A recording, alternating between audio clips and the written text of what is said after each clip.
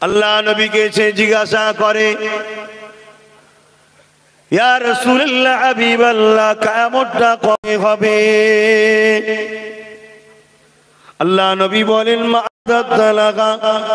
এ বাবা ছেলে, কিয়ামতের জন্য কি করেছো বাবা? কেননা কিয়ামত তো অবশ্যই হবে।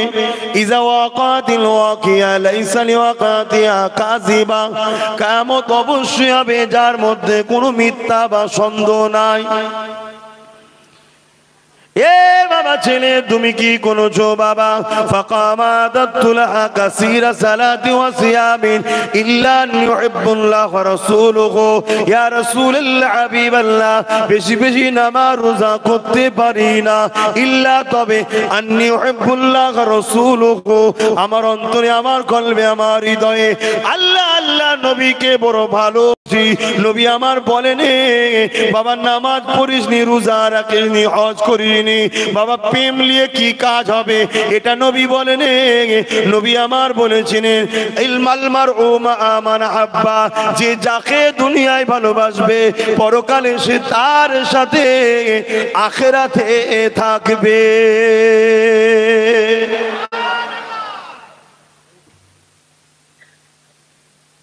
নামাজ ছেলেরা পড়েনি, শিখাও, বাপ নামাজ পড়ো, বাপ নামাজ পড়ো, বাপ নামাজ পড়ো, 100 বার বলো, কিন্তু প্রেমটাকে বেকার বলে দিও না।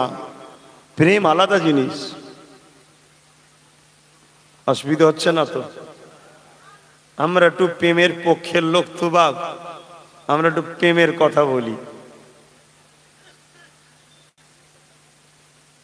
তাই একটু প্রেমের কথা হচ্ছে, অসুবিধা নেই তো? যে এই সব মৌলী সাহেব গুলোকে দেখেছি, হুজুর গুলোকে, এরা এলে নবী নবী করে পাগল। একদম কারেক্ট কথা। তুই যখন চিনতে পেরে গেছিস, কিয়ামতের দিন ইনশাল্লাহ কামিয়াবি হয়ে যাব আমরা।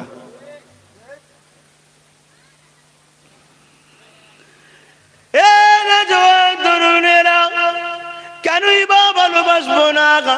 কাকে ভালোবাসি? যাকে আল্লাহ খোদ নিজে ভালোবাসেন। আদম আলাইহিস সালাম জিজ্ঞাসা করেছিলেন, ও রব্বি আল্লাহ পাক, আপনি কিসে রাজি? আল্লাহ পাক আদমকে বলেছিল, আদম রেগে, আমি আল্লাহ তোমাকে কন্দম ফল খাওয়াবো, ওর বিনিময়ে দুনিয়ায় পাঠাবো, 300 বছর কাঁদাবো, তারপরে তুমি তওবা করবে, দোয়া চাইবে, ওই দোয়াটাকে আল্লাহ কবুল করে নেবে। হে আদম, তুমি কিসে রাজি বলো? আদম নবী বলেছিলেন, আল্লাহ আপনি যাতে রাজি, আমি আদম সফিউল্লাহ তাতে রাজি।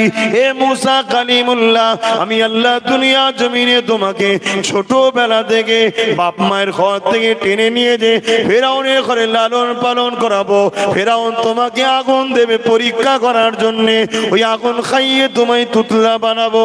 হে মুসা কালিমুল্লাহ, তুমি কিসে রাজি বলো? মুসা নবী বলেছেন, আল্লাহ আপনি যাতে রাজি, মুসা কালিমুল্লাহ তাতে রাজি। এই ঈসা রূহুল্লাহ রে, আমি আল্লাহ তোমাকে কুদরতি ক্ষমতা দে, বিনা বাপে, শুধু মা থাকবে, আব্বা থাকবে না, আমি আল্লাহ পাক তোমাকে দুনিয়া জমিনে পাঠাবো। দুনিয়ার মানুষ তোমার আম্মাকে ছোট বড় কথা বলবে, তোমাকে ছোট বড় কথা বলবে। ঈসা রূহুল্লাহ রে, তুমি কিসে রাজি বলো? হযরত ঈসা নবী বলেছিলেন, আল্লাহ আপনি যাতে রাজি, আমি ঈসা নবী তাতে রাজি। এক কথাতে তামাম নবীদেরকে আল্লাহ পাক জিজ্ঞাসা করলেন, তোমরা কিসে রাজি বলো? তামাম নবীরা বলেছিলেন, আল্লাহ আপনি যাতে রাজি, আমরা তাতে রাজি। তামাম নবী আলাইহিস সালামরা আল্লাহ পাককে জিজ্ঞাসা করতে লেগেছে, ও রব্বি আল্লাহ পাক, আপনি কিসে রাজি? আমার আল্লাহ জানিয়ে দিলেন, আমার নবীরা শুনে রেখে দাও, আমার আখেরি নবী মুহাম্মদ রাসূল যাতে রাজি, আমি আল্লাহ তাতে রাজি। আরো জোরে বলুন সুবহান।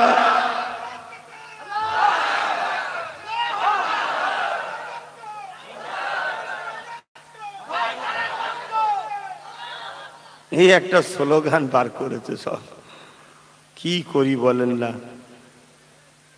এই প্রথম শুরু করেছিল হাওড়া জেলা থেকে, সেটা এসে রক্ত ভাইজানের ভক্ত, সেই শুরু হয়ে গেলাম, সব জায়গায় চলছে। এটাকে আবার ডুপ্লিকেট করছে কিছু দুনিয়ার লোকের। আবার কথা বুঝছেন না? কি গো, আমার রসুলকে ভালোবাসবেন না? বলছে বাসি তো, এটা মানুষ। আপনি মানুষ বলে কলমা পড়েছিলেন না রসুল বলে? জোরে বলুন। বেশক তিনি বাশার, কোনো সন্দেহ নাই। সন্দেহ করলে ঈমান চলে যাবে, কোরআনের আয়াতকে অস্বীকার করা হবে, কোনো সন্দেহ নাই তিনি বাশার। আর তিনি মানুষ বলেই তো মানুষ শ্রেষ্ঠ। তিনি ফেরেশতা হতেন তাহলে ফেরেশতা জাত শ্রেষ্ঠ হয়ে যেত। তিনি যদি জেন হতেন জেন জাতি শ্রেষ্ঠ হয়ে যেত। তিনি মানুষ বলেই মনুষ্য জাতি শ্রেষ্ঠ, কিন্তু আমাদের মতো নয়। তিনি হলেন নূর ওয়ালা মানুষ। কি গো বাপ, মানেন তো নাকি? নূর ওয়ালা মানুষ। কেন? মানুষের কাছে পায়গাম দিতে হবে, তাই মানুষ তিনি ঠিকই কথা, কিন্তু যেখান থেকে পায়গামটা আনেন সেখানটা বুঝতে পারছেন তো? একদিকে নূর, একদিকে বাসার। তো নূর ওয়ালা মানুষ এখান থেকে নাই, এখানে দেয়। নূর ওয়ালা মানুষ বলেই তো তিনার পাসিনাতে খুশবু বাইর হতেন। জোরে বলুন সুবহানাল্লাহ। আর আমরা হলাম মাটির রসের মানুষ। মাটির মানুষ নয়, মাটির রসের মানুষ। মাটির মানুষ তো একজনই, বাপ আদম। তিনার বাঁদিকের পাঁজরে হাড় থেকে মা হাওয়া।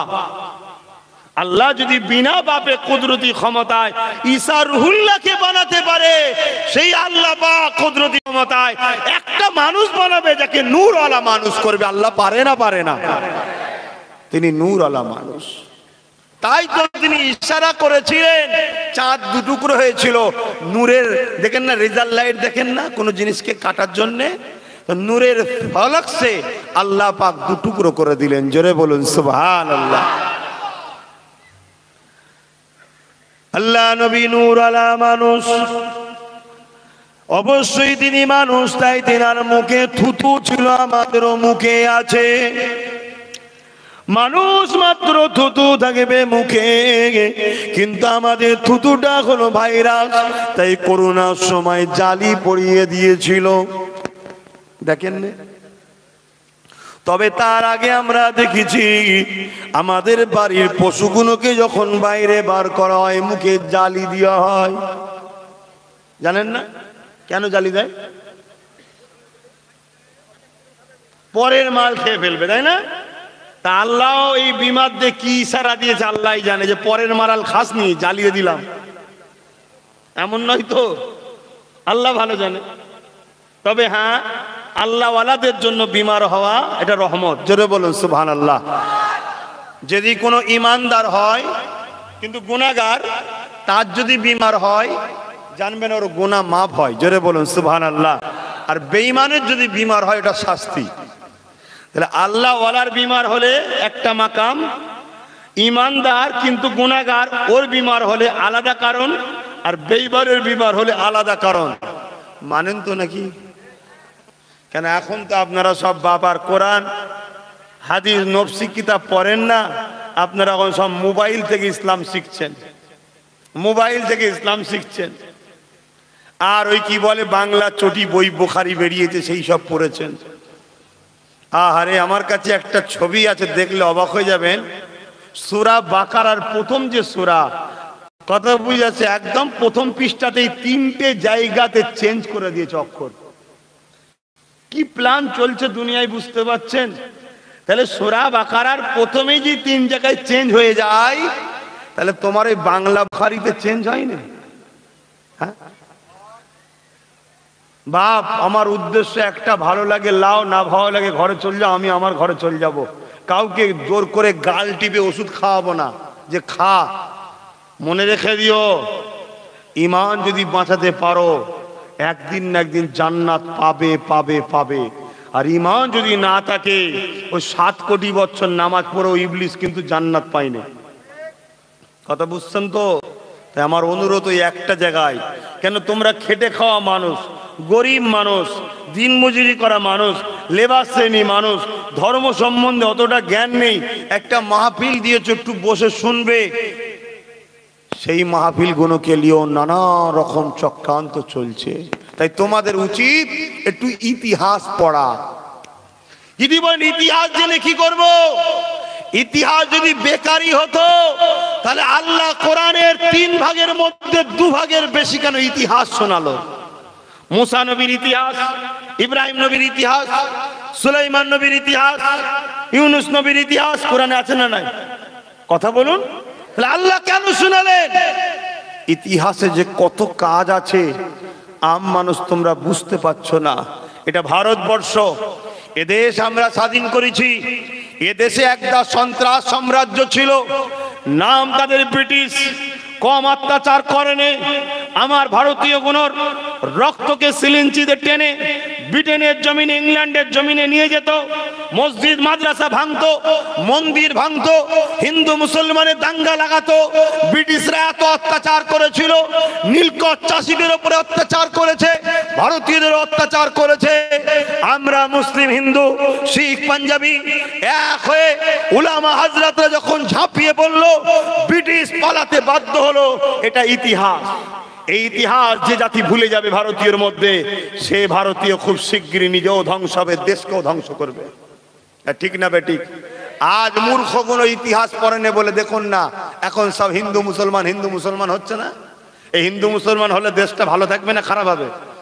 দৈনিক যে দেশে দাঙ্গা হবে, ফিতনা হবে, ঝগড়া হবে, ও দেশে কখনো শিল্পপতিরা ব্যবসা করতে আসবে? এই কেউ 10,000 কোটি টাকা আমার দেশে লাগাতে যাবে? এই যে কোনো সময় কে দাঙ্গা লাগিয়ে আমার কারখানায় পুড়িয়ে ফেলবে। তাহলে এটা দেশের জন্য ভালো লক্ষণ না খারাপ লক্ষণ? এবার বলবেন হুজুর আপনি হঠাৎ করে দেশের দিকে চলে গেলেন কেন? দেশের দিকে যাওয়াটাও হলো ইসলাম। জোরে বলুন সুবহানাল্লাহ। আমার নবী যখন মক্কা থেকে ইরা শরীফে চলে যাচ্ছেন, নবী হলেন, নবীর মাতৃভূমি হলো মক্কা। বারবার মক্কার দিকে তাকিয়ে চোখের পানি ফেলে কাঁদছে আর বলছে, মক্কা আমি তো মোহাম্মদ তোমায় ভালোবাসি। তাহলে আমার মাতৃভূমি ভারত, আমরাও বলবো ভারত আমরা তোমায় ভালোবাসি। কথা বুঝছেন না বোঝেন না? তাই একটু টাচ করলাম।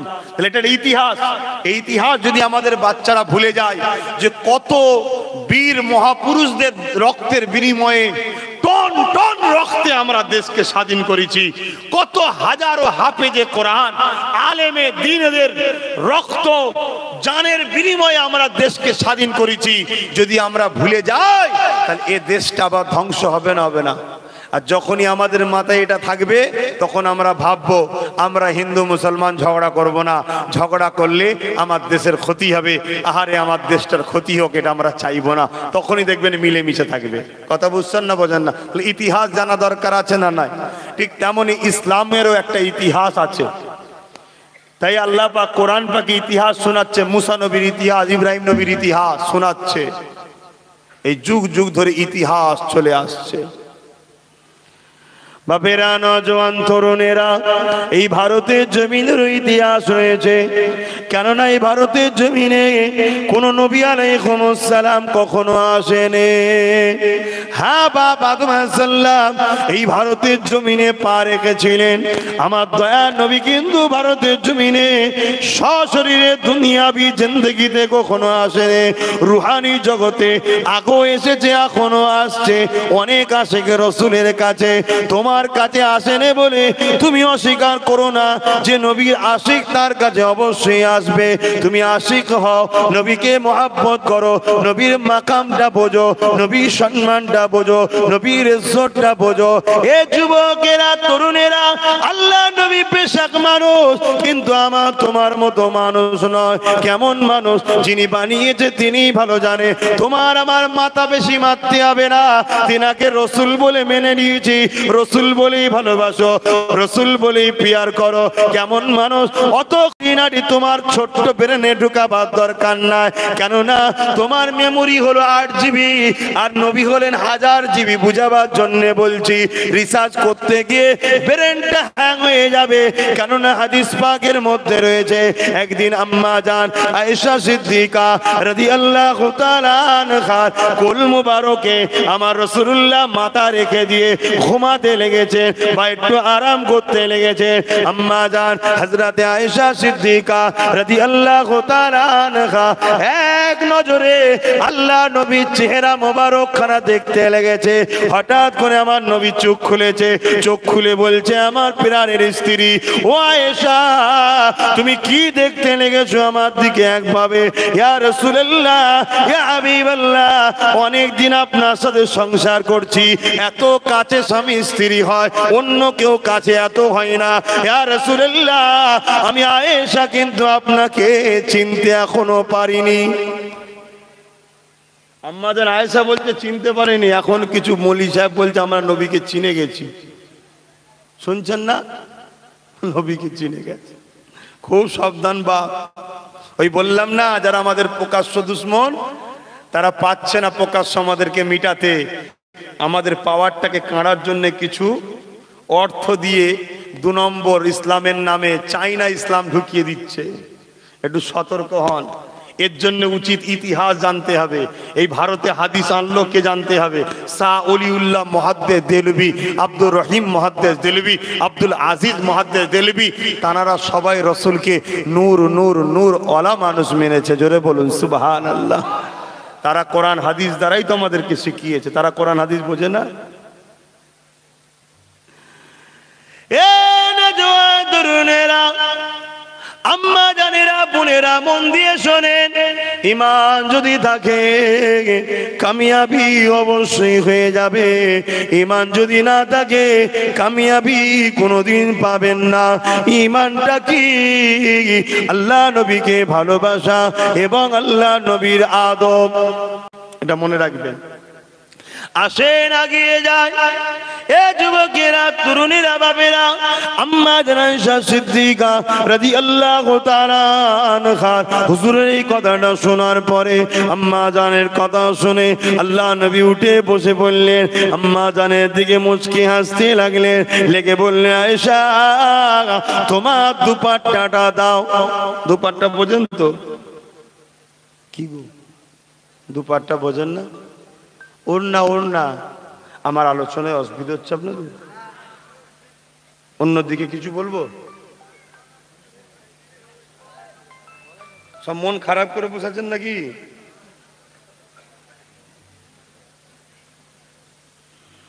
আম্মা জান হযরত আয়েশা সিদ্দিকা রাদিয়াল্লাহু তাআলা আনহা আল্লাহ নবীকে নিজের ওড়না দুপাট্টাটা দিলেন। আল্লাহ নবী নিজের কোমর থেকে দুপাট্টাটাকে নিয়ে নিলেন। মজবুত করে বুঝাবার জন্য বলছি, এইভাবে নিয়ে দিলেন। যেদিকটা মুখ খোলা ওইটা আম্মা জানকে পিছনে দিলেন। দুটো মুখকে মজবুত করে ধরতে বললেন, বলে বললেন, আয়েশা পিছন দিকে টানো। আম্মা জান যখন টানলেন, আমার নবী পাক ইচ্ছা করে একটু লুজ দিলেন, আম্মা জানের কোলে চলে গেলেন। নবী হাসলেন, আম্মা জান হাসলেন, স্বামী স্ত্রী হাসি খুশি করলেন। আল্লাহর রহমত হয়।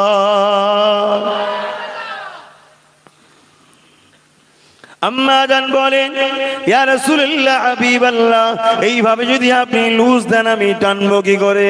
এ আয়েশা ঠিক আছে টানো। আবার যেই টান দিলেন আম্মা জানের দিকে, আমার রাসূলুল্লাহ লুজ দিলেন, আবার রাসূল আম্মা জানের দিকে চলে গেলেন। দুজনে আবার খুশি হলেন, আবার বললেন, আয়েশা রে এবারে কিন্তু আমি শক্ত হয়ে থাকবো, তুমি টানো। জোর করে টান দিলেন। আম্মা জান অবাক হয়ে গেলেন। আম্মা জান আল্লাহু আকবার বলে চিৎকার দিয়ে বললেন, ইয়া রাসূলুল্লাহ, আপনি কেমন মানুষ? আমি সেই প্রভুর শপথ করে বলি, এই দুই জোর মুখের গাঁটও খোলে নে আর ওন্নাটা ছিঁড়েও যায়নি। আপনার শরীরের ভেতর দিয়ে ওন্নাটা গিয়ে আমি আয়েশার হাতে পৌঁছে যায়। আমার নবী নূর, মাথার তালু থেকে পায়ের তালু পুরোটা হলো নূর নূর নূর আলা মানুষ। তাই নবী পাক যখন কোনো জায়গায় প্রয়োজনে সাড়া দিতেন থাকতেন, পেশাব পায়খানা করতেন। সাহাবা হুজুররা বললেন, আল্লাহ নবীর সঙ্গে সফরে রয়েছি, এভাবে নবী আমার প্রয়োজনে সাড়া দেবে। নবী একটা গাছকে এদিক থেকে ডাকলেন, আর একটা গাছকে ওদিক থেকে ডাকলেন, আর একটা গাছকে এদিক থেকে ডাকলেন। চতুর্দিকে গাছগুলো জমিনকে ফেটে ফেটে ফেটে ফেটে গিয়ে আল্লাহ নবী তাকে সাড়া দিলেন, গোল হয়ে নবী পাককে ঘিরে ফেললো। আল্লাহ নবী তার বীজখানে প্রয়োজনে সাড়া দিলেন। সাড়া দিবার পরে যে বেরিয়ে গেলেন, অন্য সাহাবী বলেন আমি ছুটে গেলাম, গিয়ে দেখলাম কিছুই নাই, শুধু খুশবু আর খুশবু।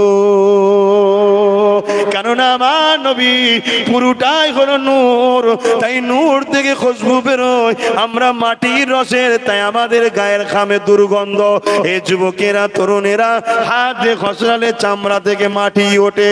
এ যুবকেরা তরুণেরা বাপেরা, তাই তো আম্মা আমিনা বলেছিলেন, আমার গর্ভে যখন আমার বাচ্চা মুহাম্মদ ছিল। একটু ছোটবেলার কথা বলি, আরে হ্যাঁ কি না বলবেন তো?